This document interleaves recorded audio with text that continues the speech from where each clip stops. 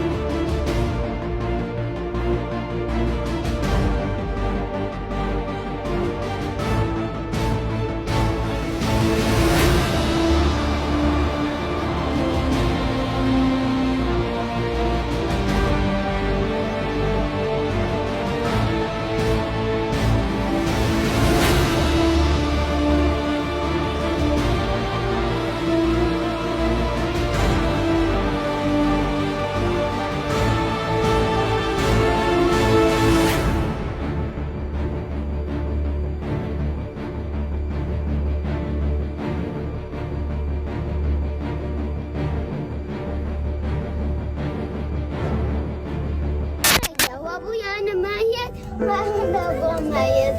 عن جد؟ ابوك ميت؟ وهذا ابوه ميت؟ لا هذا امه. يا امه يا ابو بيعدايش امان خلص العالم ريحونا والله تعبنا والله تعبنا امان خلص العالم امان خلص والله تعبنا طبعا. Sekurang-kurangnya 67 kanak-kanak maut di semenanjung Gaza sejak gencatan senjata terbaru antara Israel dan Hamas berkuat kuasa pada 10 Oktober. Tinggal berjarak puluhan mil dari garis pantai Gaza, tiba-tiba alat komunikasi dirusak, kapal-kapal pun dicegat. سيارة؟ انت هلا وين مخبي هلا؟ وين انت هلا محمية؟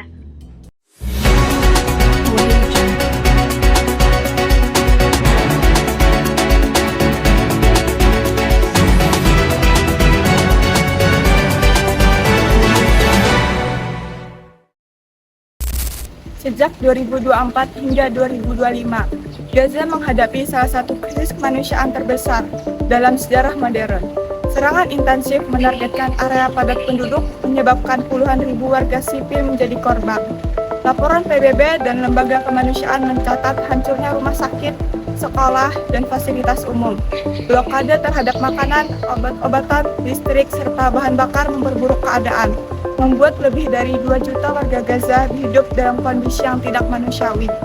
Data OCHA menunjukkan bahwa sebagian besar warga Gaza berada dalam tingkat keterancaman kelaparan ekstrim. Ribuan keluarga terpisah, ribuan anak kehilangan tempat tinggal, dan akses bantuan kemanusiaan sangat terbatas. Inilah realitas yang harus kita pahami sebelum masuk ke analisis hukum yang lebih dalam.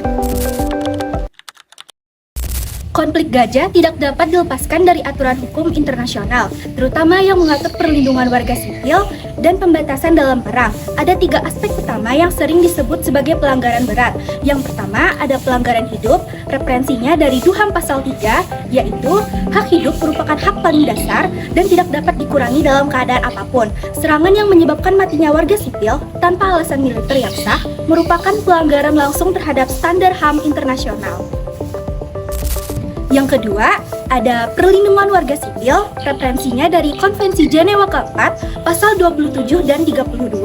Konvensi Jenewa dengan tegas melarang penyerangan terhadap warga sipil, rumah sakit, sekolah, tempat ibadah, dan fasilitas publik yang tidak boleh dijadikan target. Serangan berulang terhadap area padat penduduk dianggap sebagai pelanggaran serius hukum humaniter internasional. Yang ketiga, larangan hukuman kolektif, referensi Konvensi Jenewa 4 pasal 33. Konvensi Jenewa 4 melarang collective punishment atau menghukum seluruh kelompok masyarakat atas tindakan individu tertentu. Blokade total yang membuat seluruh kelompok menderita kelaparan dan kekurangan obat dapat dikategorikan sebagai bentuk hukuman kolektif.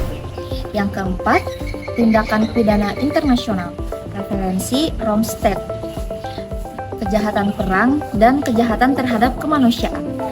Dalam konteks Mahkamah Pidana Internasional, serangan terhadap warga sipil pemusnahan populasi, kelaparan yang disengaja, serta penghancuran fasilitas kesehatan dapat memenuhi unsur kejahatan perang dan kejahatan terhadap kemanusiaan.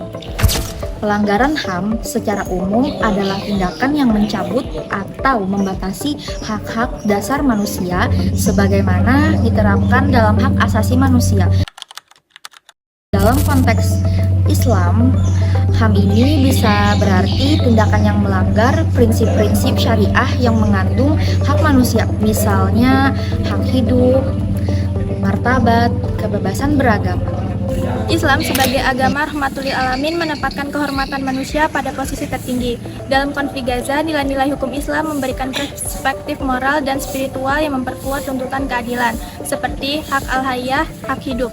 Dalam Islam, hak hidup adalah hak dasar yang wajib dilindungi. Allah berfirman dalam surah Al-Maidah ayat 32, "Barang siapa membunuh satu jiwa tanpa alasan yang benar, maka seakan-akan ia membunuh seluruh manusia."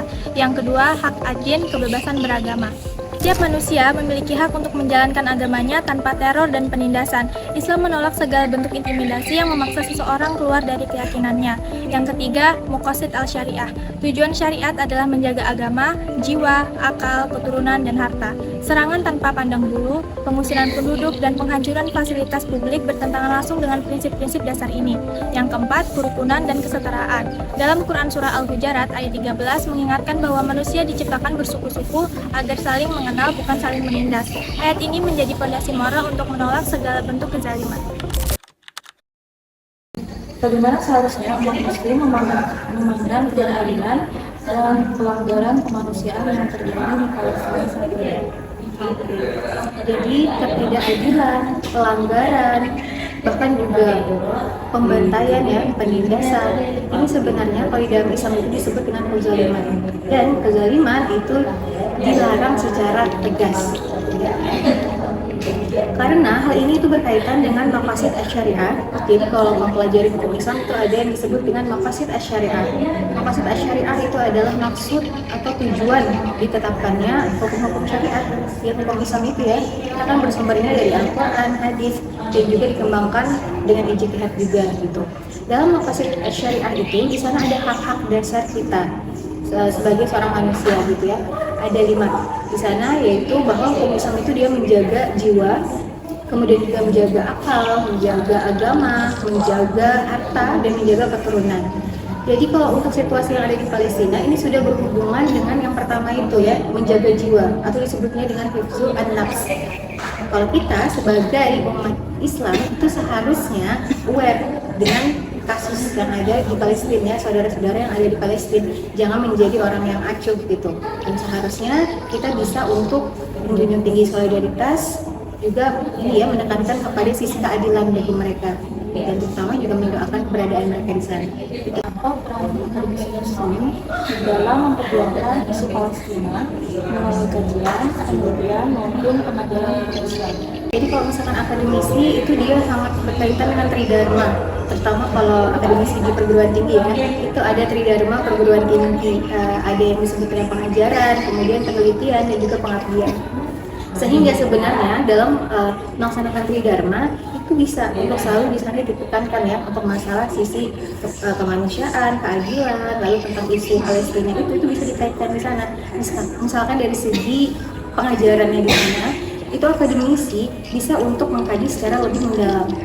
Bagaimana akademisi dapat menyeimbangkan objektivitas ilmiah dengan tanggung jawab moral terhadap perjuangan keadilan bagi Palestina? Pengetahuan itu yang dipelajari, diperdalam oleh akademisi, kemudian diajarkan lagi kepada orang lain untuk mendeteksi kebenaran, termasuk dalam hal keadilan itu gitu. Jadi bukan dijadikan teori semata. Satu, bagi mahasiswa agar mereka mampu memahami agama Islam tidak hanya sebagai teori, tetapi sebagai nilai yang menuntut mereka untuk peduli dan bertindak terhadap ketidakadilan global, termasuk yang dialami rakyat Palestina. Pesan Ibu bagaimana? Jadi kalau kita itu mau menjadi mahasiswa yang bisa memahami nilai-nilai hukum Islam, maka sebenarnya itu yang pertama, pelajari agama Islam itu secara komprehensif. Kalau misalkan bisa mempelajari secara komprehensif, kita pasti akan memahami nanti gitu kan, ajaran agama Islam, terutama hukum Islam itu ya, yang berkaitan dengan kemanusiaan, keadilan, dan yang lainnya HAM juga gitu. Nah, kalau misalnya kita bisa memahami agama Islam itu dengan baik, maka nanti implementasinya juga gitu. Terima kasih banyak kepada Ibu Risna atas waktu dan penjelasannya yang sangat berharga. Semoga ilmu dan pandangan yang telah dibagikan dapat menjadi inspirasi bagi kita semua. Sekian dari saya. Wassalamualaikum warahmatullahi wabarakatuh. Krisis di Gaza saat ini bukan tentang konflik politik ataupun konflik agama, tetapi tragedi kemanusiaan atas hilangnya hak-hak hidup warga sipil, anak-anak, perempuan, dan lansia yang tidak bersalah.